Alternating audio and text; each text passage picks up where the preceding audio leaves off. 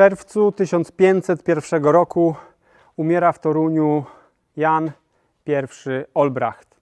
Umiera na syfilis, co jest sytuacją dosyć rzadko spotykaną. Jest to choroba stosunkowo nowa w Polsce, nazwana francą i powoduje to, że tron polski oczywiście zostaje momentalnie zwolniony, a Litwa w tym czasie jest w stanie wojny, którą raczej przegrywa. I w tej sytuacji państwo polsko-litewskie musi działać szybko. Na Litwie panuje Aleksander. Aleksander Jagiellończyk, który zaraz po Kazimierzu Jagiellończyku w 1492 roku objął Wielkie Księstwo Litewskie, ponieważ było ono domeną dziedziczną Jagiellonów i tam król czy wielki książę mógł swobodnie wyznaczyć tego, kto będzie jego następcą. Teraz Aleksander prowadzi ciężką wojnę na wschodzie, ponieważ został najechany znowu przez Iwana Srogiego, a tutaj wyskakuje mu możliwość zdobycia korony polskiej. Co zrobi? Opowiem o tym zaraz, ale zacznijmy od samego początku, czyli zacznijmy od tego, jak to Kazimierz Jagiellończyk został wielkim księciem litewskim w 1492 roku.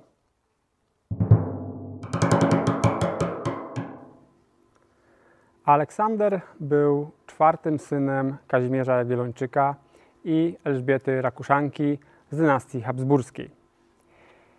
Jego ojciec przewidział go na tron wielkoksiążęcy, bo dla wszystkich starszych synów miał lepsze pozycje niż wielki książę Litwy. Więc czwarty syn otrzymał i tak wspaniałe dziedzictwo po swoim ojcu, tytuł wielkoksiążęcy, tytuł władcy państwa, które w owym czasie miało prawie 1 000 000 km² powierzchni. Jednakże już 2 tygodnie po tym, jak Kazimierz Jagiellończyk opuścił ten padł w 1492 roku, Iwan III Srogi uderzył na Litwę i Aleksander, który miał objąć tron wielkoksiążęcy, był w nie lada tarapatach. Obrano go na wielkiego kniazia Litwy błyskawicznie, ponieważ nie było czasu na jakieś większe dywagacje. Wola jego ojca była jednoznaczna i od lipca 1492 roku Aleksander już nosił tytuł wielkiego księcia Litwy. Ale na wschodzie był pożar. Na wschodzie trwała wojna, która wywołana oczywiście błyskawicznie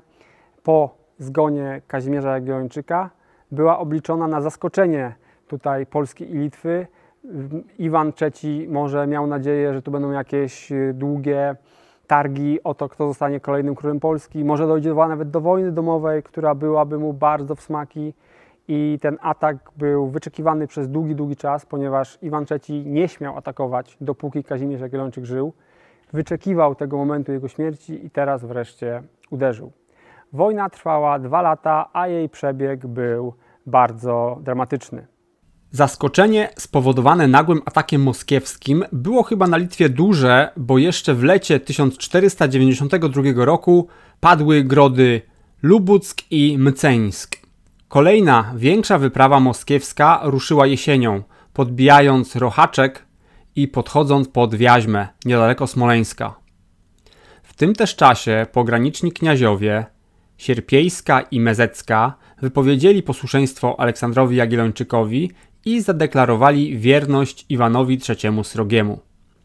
Dopiero zimą Litwini zorganizowali skuteczną armię i pod wodzą Jerzego Chlebowicza ruszyli na zbuntowanych kniaziów, zajęli ich grody, lecz musieli szybko porzucić swoje zdobycze i spieszyć na północ, gdzie padła na początku 1493 roku Wiaźma i Ruś zagrażała niezwykle ważnemu Smoleńskowi.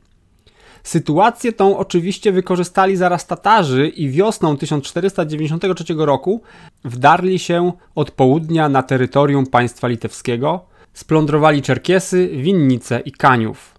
Wojska litewskie wysłane przeciw nim, a wsparte zaciężnymi wojskami polskimi, doznały sromotnej porażki pod Wiśniowcem, a wśród poległych był urodzony na tym zamku, gdzie dziś goszczę, Henryk Kamieniecki, starosta bełski. Na domiar złego, widząc co się dzieje, Stefan III Wielki, gospodarz mołdawski, także uderzył na południowe rubieże Rzeczypospolitej. Tak więc, kiedy rozpoczęły się pertraktacje pokojowe z Iwanem Srogim, miał on bardzo mocną pozycję negocjacyjną. Wykorzystując to, w liście do Aleksandra Jagiellończyka nazwał się Jedin prawoj gosudar wszej Rosji. Jednak ostatecznie warunki pokoju, ironicznie nazwanego wieczystym, były nie najgorsze dla Litwy. Traciła co prawda nieco terytoriów na wschodzie, ale Iwan deklarował pomoc przeciw Tatarom, z którymi co dopiero był w zmowie, i wolność handlu dla litewskich kupców. Wymógł też na Aleksandrze ostateczne zrzeczenie się pretensji do Nowogrodu Wielkiego, który to wcześniej wielokrotnie prosił o pomoc Litwę przeciw Moskwie. Wielki książę litewski jednak w ostatecznym traktacie stanowczo odmówił tytułowania Iwana Jedyn prawoj gosudar wszej Rusi. Mimo znacznych strat terytorialnych, Aleksander, można by powiedzieć, dostał nagrodę pocieszenia. Mianowicie Helenę, córkę Iwana III Srogiego.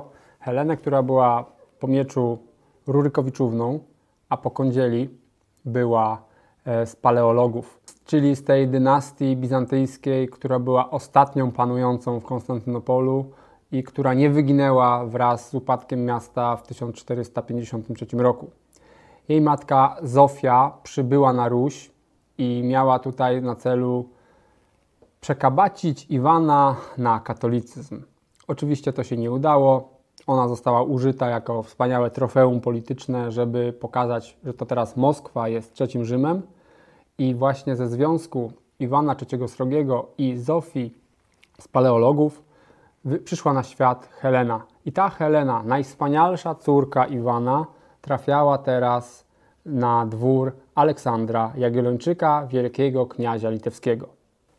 Przybycie na dwór litewski tak wspaniałej panny młodej oczywiście musiało zwiastować wielkie weselicho. I na tym weselichu oczywiście nie mogło zabraknąć najprzedniejszych wyrobów, które w tamtych czasach były dostępne. Na przykład takimi frykasami były ućce wieprzowe, które oczywiście cieszyły się wielkim zainteresowaniem. Zobaczcie, jak tu pięknie jest ten kawałek mięsa uwędzony, ponieważ słuchajcie, jest to kawał ućca wieprzowego wędzonego 8 godzin w piecu opalanym drewnem. To jest tradycyjna metoda wędzenia, która powoduje, że to mięso jest po prostu wspaniałe. Ja powiem Wam szczerze, dawno tak dobrych wędlin jak u Schabińskich to nie jadłem.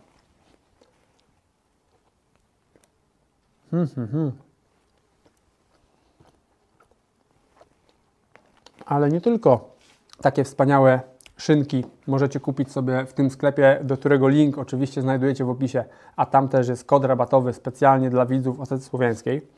Mają tam też coś takiego jak wiejska chatka. I ta wiejska chatka składa się z tych oto frykasów. Jest to słonina do wódki, wspaniała sprawa. Również wędzony wspaniale boczek, kiełbasa swojska, robiona według dawnej receptury. Jest ona naprawdę wspaniała, krucha. Kabanosy z konia. No, nie mogę nie spróbować. Wiecie, jak dużym fanem koni jestem.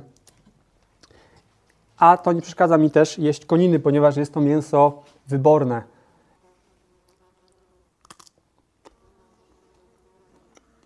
Koński kabanos. Wspaniała sprawa. W tym zestawie wiejska chatka macie również kiełbasiankę. Jest i pasztecik oraz, najważniejsze, smalczyk Kasieńki. Jest to smalec, który jest też tradycyjna receptura. On jest z cebulką.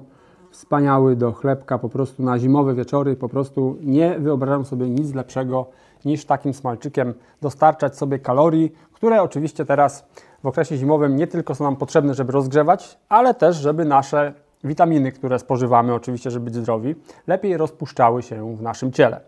Ale wracając do tej właśnie Heleny, która przybyła na Litwę, ona miała być takim właśnie agentem swojego ojca, takim koniem trojańskim, który będzie wpływy moskiewskie na terenie Litwy reprezentował, ale tak się nie stało.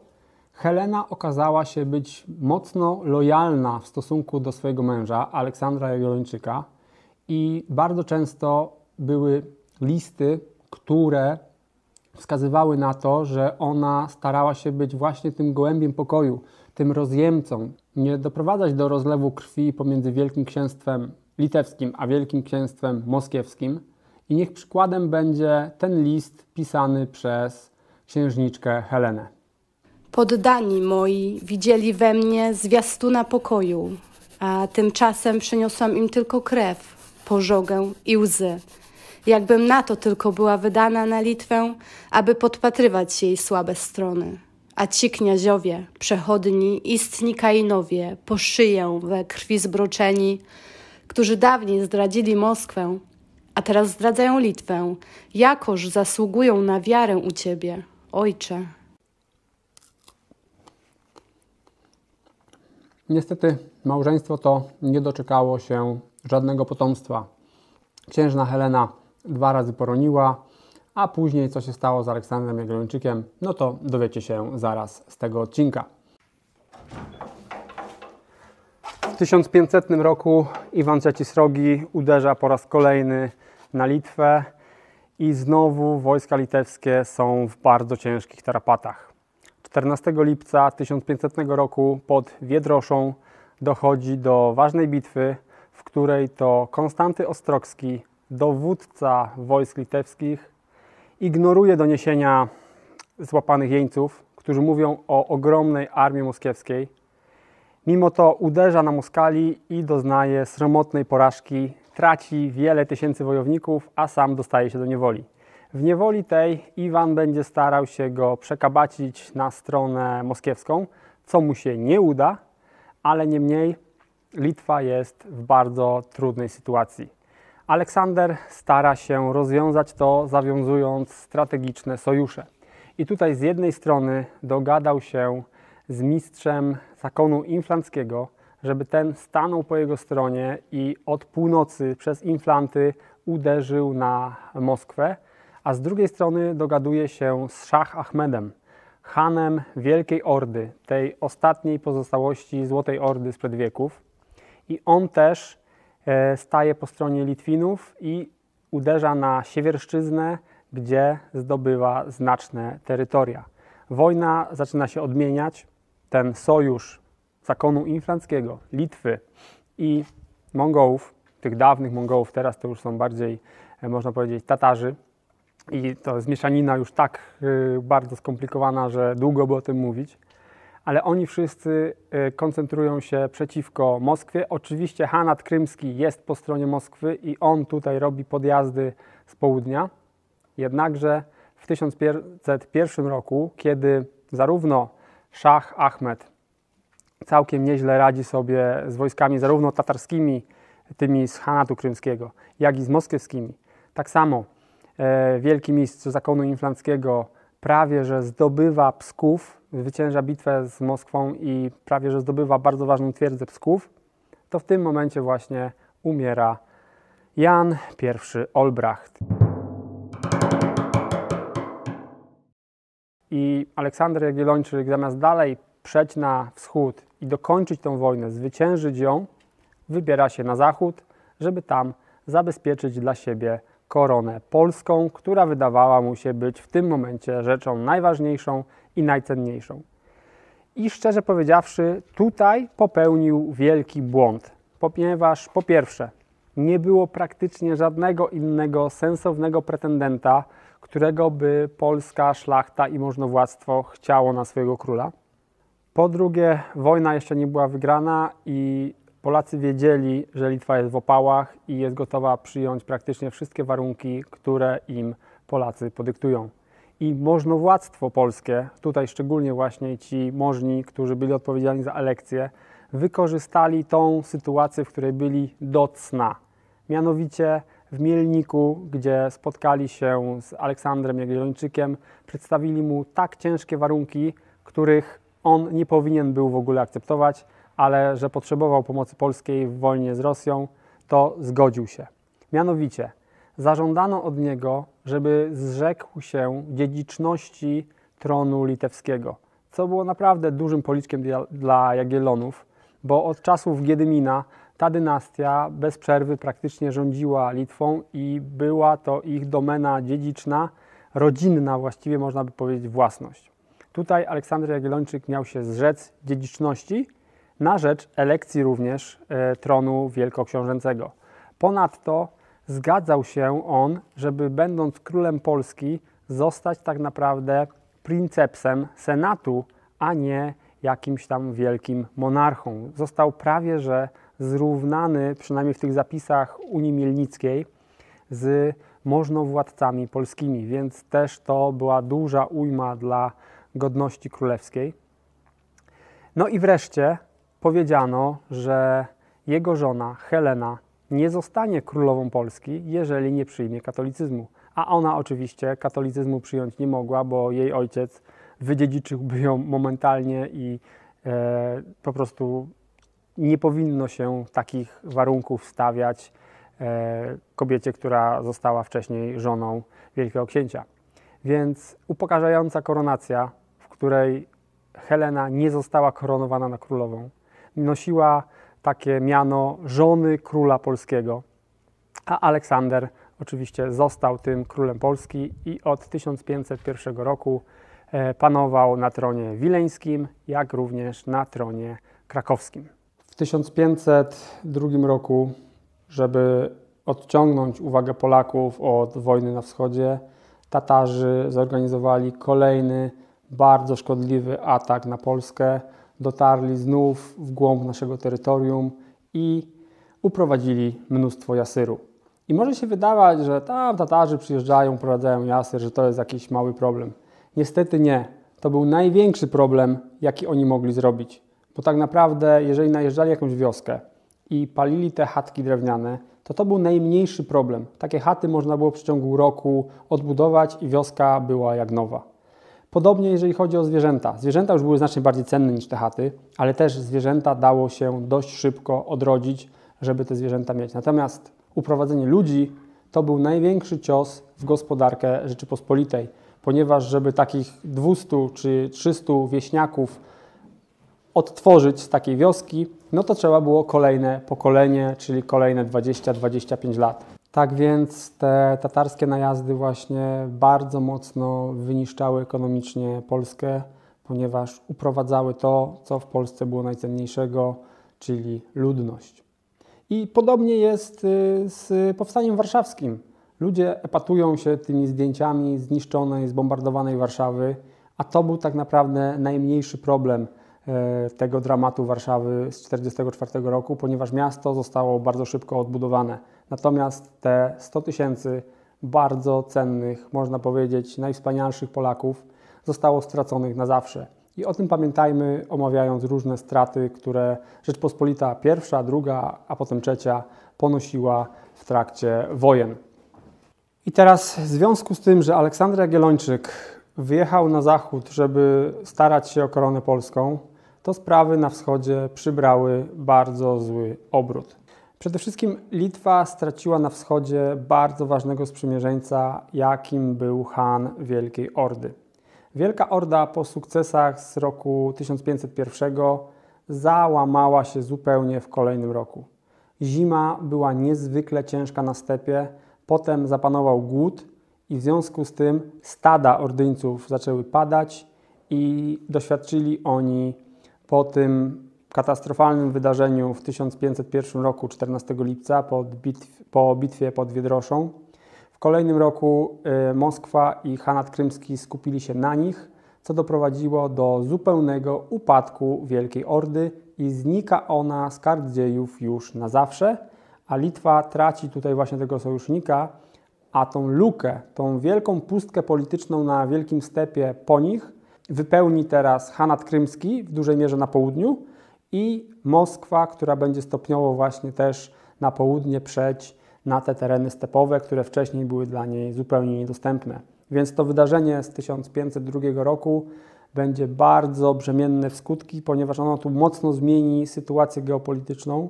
Litwa utraci tego sojusznika i ta równowaga zostanie już zaburzona i Moskwie, która będzie teraz mocno współpracować z Hanatem Krymskim, a Hanat Krymski z kolei też mocno współpracuje z Turkami, czyli wszystko wrogowie Rzeczypospolitej, i ta siła złego będzie teraz mocno na nas tutaj od południa i od wschodu napierać.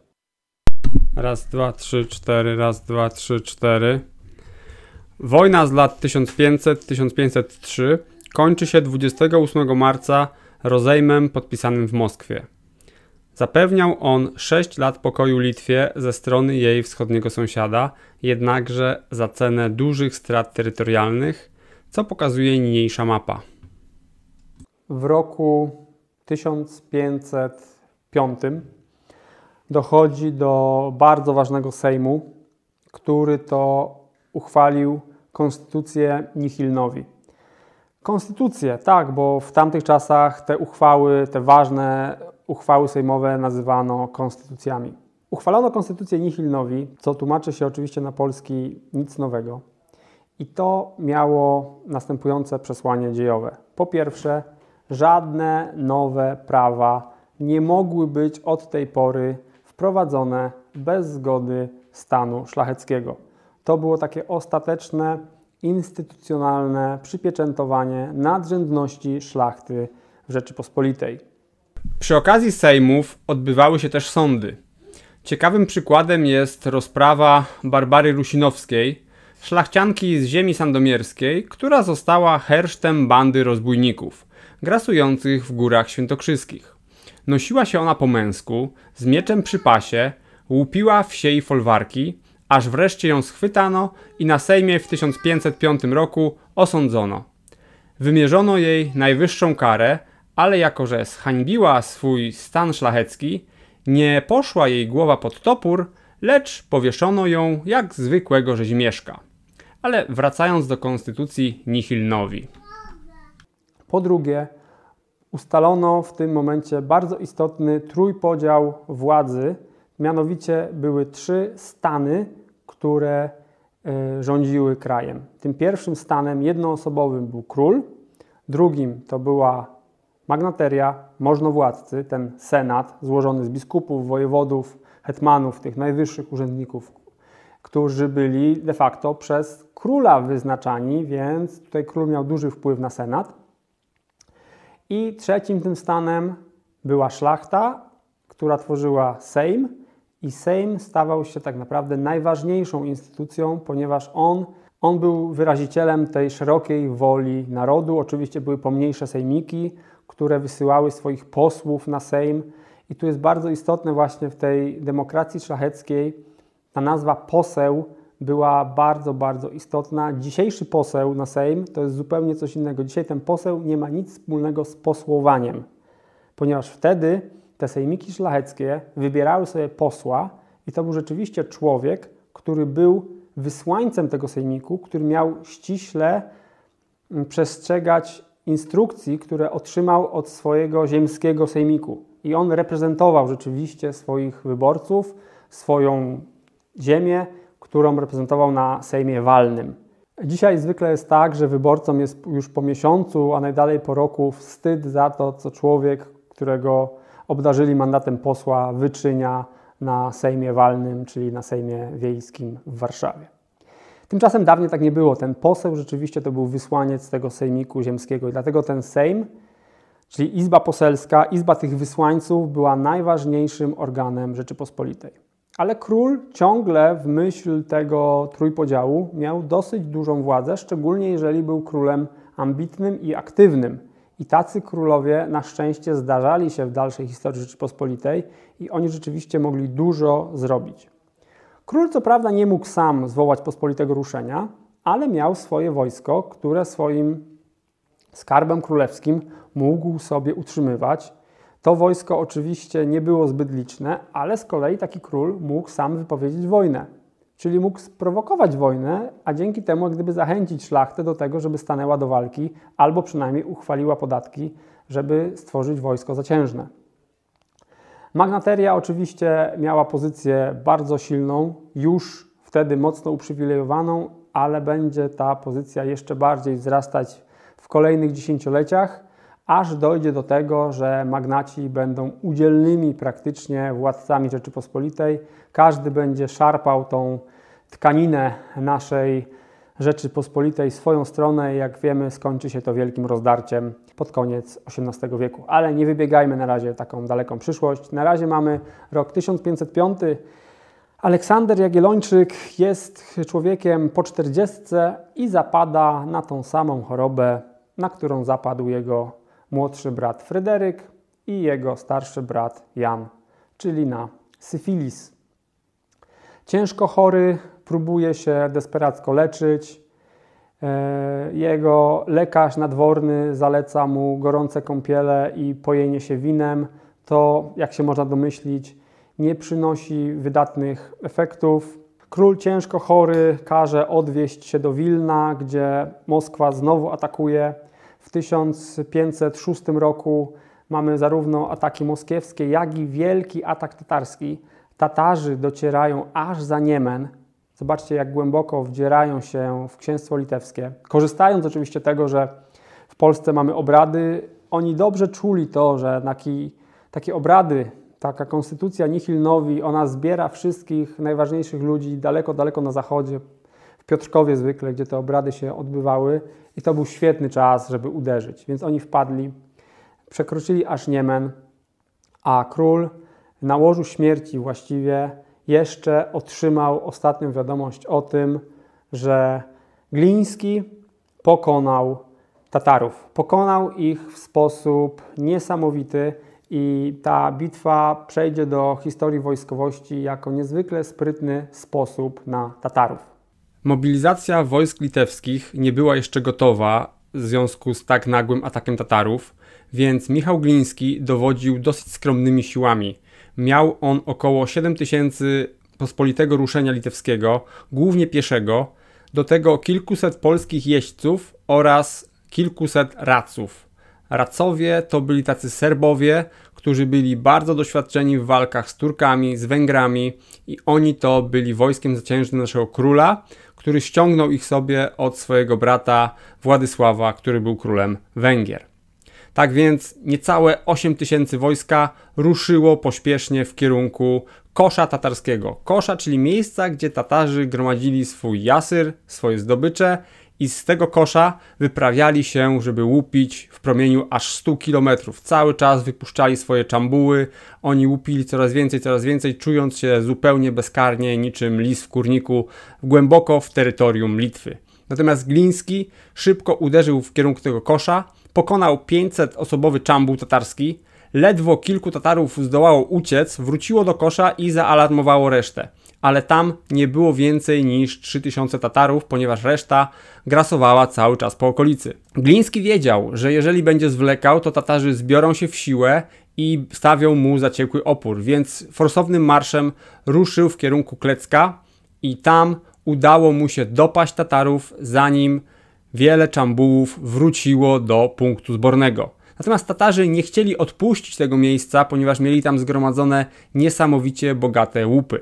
Doszło do bitwy, gdzie najkrwawszy element rozegrał się przy przeprawie przez rzekę, natomiast Glińskiemu udało się zrealizować swój plan, czyli otoczyć Tatarów i zniszczyć ich praktycznie co do nogi. Bardzo niewielu z nich udało się wymknąć z tego pierścienia i uciec na południe. I to też dało mu kolejny element zaskoczenia, który powodował, że powracające czambuły tatarskie nie wiedziały o tym, co się wydarzyło. I on teraz po kolei rozbijał te oddziały po kilkuset jeźdźców, jeden po drugim. Zwycięstwo nad Tatarami było kompletne. Uwolniono kilkadziesiąt tysięcy jeńców, których Tatarzy nałapali przez ostatnie miesiące grasowania po Litwie. Niezliczone ilości bydła, kosztowności, złota, więc sukces był niesamowity, a Gliński doniósł o tym umierającemu królowi. Aleksander umiera stosunkowo młodo, nie mając jeszcze nawet 50. Znowu ten przeklęty syfilis zabiera go z tego świata.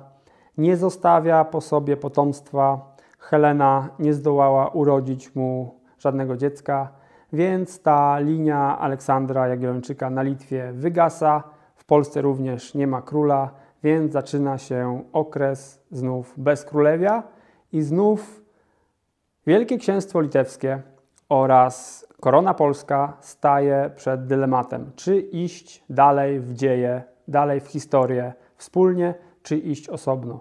Czy Wielki Książę zostanie wybrany inny dla Litwy, a król inny dla Polski, czy będzie to jedna i ta sama osoba. I o tym wszystkim opowiem Wam właśnie w kolejnym, 5. odcinku z serii Historia Jagiellonów. Ta historia Polski i Litwy w tym okresie z mojego punktu widzenia jest niesamowicie fascynująca, a to, że Ty, drogi widzu, dotrwałeś do końca, oznacza, że również Ciebie bardzo mocno interesują te bardzo, bardzo ciekawe czasy, w których to Polska miała tak naprawdę szansę stać się przepotężnym, światowym mocarstwem.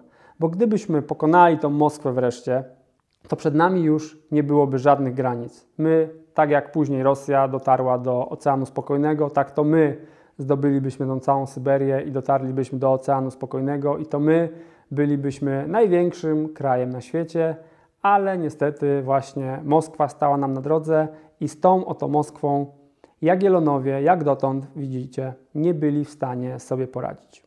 Ale o tym i o zmaganiach z Turkami, i o zmaganiach z Tatarami oczywiście opowiem w kolejnych odcinkach, na które już teraz zapraszam. Mówiłem do Was z Zamku Kamieniec, zamku, który pamięta te wszystkie wydarzenia, ponieważ tutaj żył ród Kamienieckich. Z rodu Kamienieckich wywodził się hetman Mikołaj Kamieniecki, który tutaj właśnie ma swój wspaniały obraz, w którego komnacie teraz się znajduje, ale o tym właśnie będę mówił w kolejnych odcinkach. Dziękuję bardzo za uwagę. Do zobaczenia.